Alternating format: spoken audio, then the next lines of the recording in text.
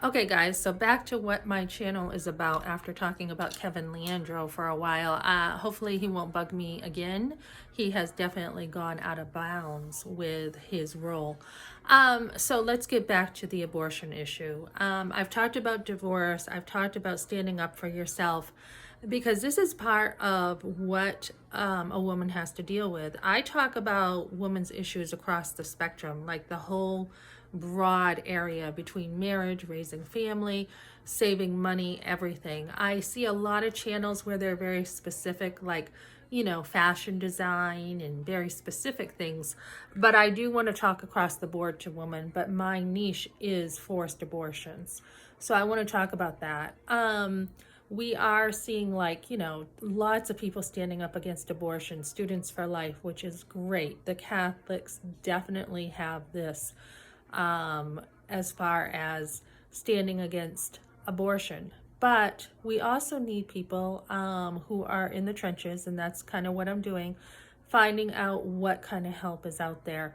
And, there's a lot of women in the pregnancy centers working and doing the hard work, to take care of women. So I'm kind of in the middle of doing, connecting the two. So I just talked with the pregnancy center, and they actually will pay not only for your test to get your GED taken care of, but they will also pay for help with college, which I have not heard that one yet, and that is amazing. Also, not only do they help with car repairs, but they help with car insurance. That's another one I haven't heard of, and I just thank them for the work they do because it's amazing. And when they say financial help, she had mentioned high chairs, cribs, anything the baby needs, diapers, etc.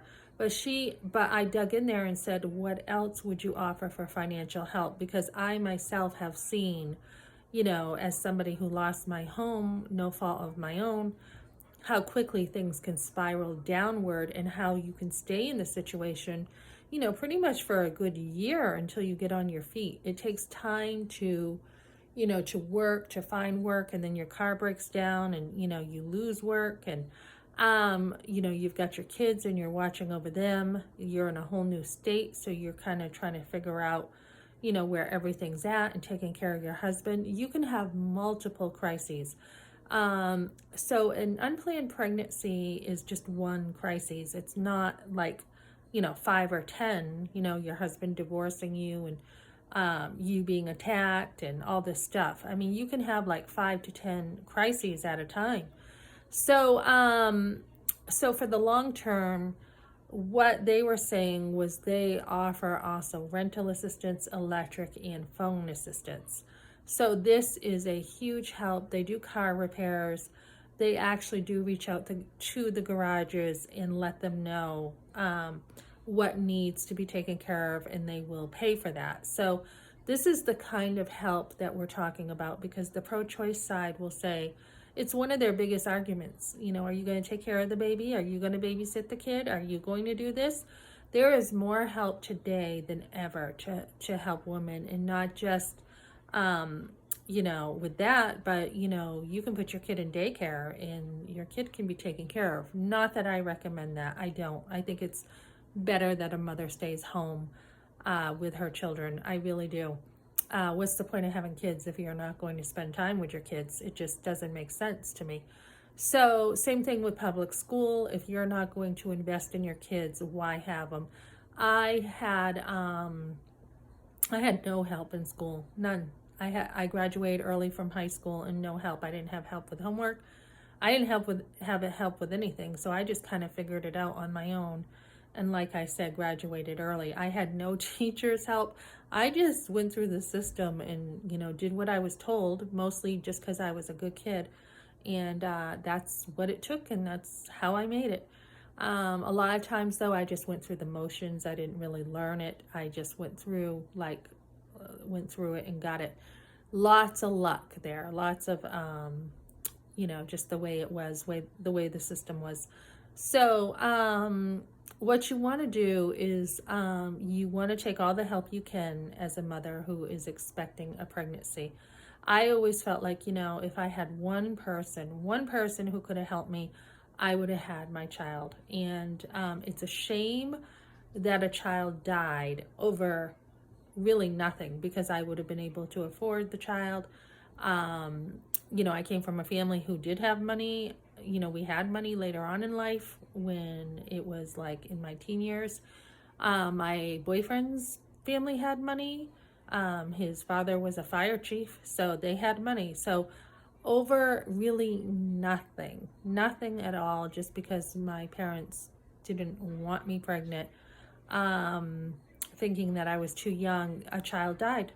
And it's really not necessary. So it's not even, I think a lot of times, even though the pro-choicers say this, a lot of times it's just the thinking. It's just the mindset that children are dying left and right. It really isn't about the money if you can change your mindset. You get out there and work, you have money. It's that simple. Your life can change in a day just by getting work. So it's not so much the money, although that is the one you hear. It's the mindset. It's the mindset that, pregnancy is a disease, or, you want your freedom or whatever. So we have ruled out the excuse now. We still need to do a lot more for women, but we have pretty much ruled out the excuse of, there's not enough financial help. So we're getting to that point that, if women need anything, single moms, they pretty much have it. So we need to continue doing more for women, a lot more. We need to be there for her. We need to have a community that's going to accept her and walk it through with her. I think that's probably the next step we need. They offer counseling, so there is a lot there, but I think we need even more of a community, even more where women can, just walk into a church and feel, a lot of love and acceptance, and get the mentoring too on a, daily basis, whatever they need. So that's what I got for now, and I am going to pull up a video on another channel of mine.